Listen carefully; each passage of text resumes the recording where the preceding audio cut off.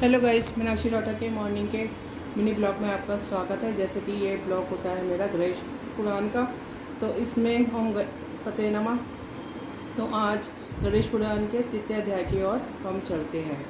चलिए। गणेश पुराण तृतीय अध्याय। राजा द्वारा गणेश पुराण श्रवण का संकल्प कथन। महर्षि बोले, राजन, कालांतर में यह वृक्ष पूर्ण अथवा पूर्व रूप धारण करेगा। जब तक यह पूर्ण उत्पन्न ना हो तब तक मैं तुम्हें गणेश पुराण का श्रवण कराता रहूंगा। तुम पुराण श्रवण के सफल कल्प पूर्व आदि देव गणेश जी का पूजन करो, तब मैं गणेश पुराण की कथा का आरंभ करूंगा। मुनिराज के आदेश अनुसार राजा ने पुराण श्रवण का संकल्प किया।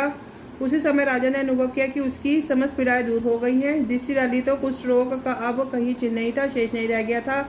अपने को पूर्ण रूप से रोग रहित पूर्व सुंदर हुआ देखकर राजा के इशारे की कोई सीमा नहीं रही और उसने महर्षि के चरण पकड़ लिए और निवेदन किया, प्रभु, मुझे गणेश पुराण का विस्तार पूर्वक श्रवण कराइए। तो देखिए गणेश पुराण की कितनी महत्ता है और कितना लाभदायक है।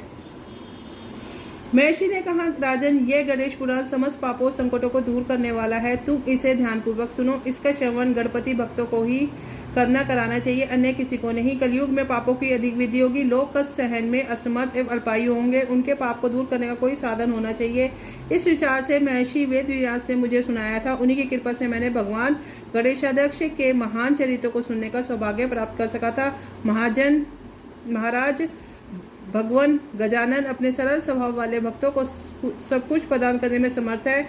निर्भिमान प्राणियों पर वे सदैव अनुग्रह करते हैं, किंतु मिथ्याभिमानी किसी को भी रहने नहीं देते। उन्होंने गर्व होने पर महामहिमा से संपन्न एवं समस्त वेद शास्त्रों के पारंगत भगवान वेदव्यास जी को भी तिरस्कृत कर दिया था।